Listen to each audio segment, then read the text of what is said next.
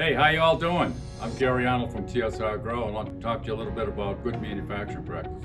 Good manufacturing practice is all about your business, not my business. What we bring to the table when we talk to you is what you need to do to be prepared for track and place, cleanliness, certification later on. Why do we want to talk about that? Is because you're going to be more and more regulated by state and federal because we're in the food industry, effectively.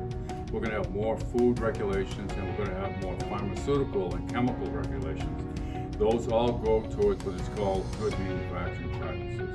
And what we do is we help you navigate and plan and have a vision in terms of the way you set up the workflow, the way you train your people, the way you upgrade, everything, how you document everything, how everything's tracked, just like with SOPs, but it's much more detailed. And it really comes down to tracking those details at every step to the SOP, so there's a record that can be compared to what you said you were going to do, what you actually did.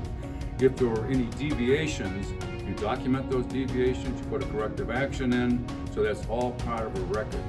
Good manufacturing practices is all of that put together, and then what that does is it brings up the quality of your grow, the efficiency of your people, and basically it's going to be productivity driven.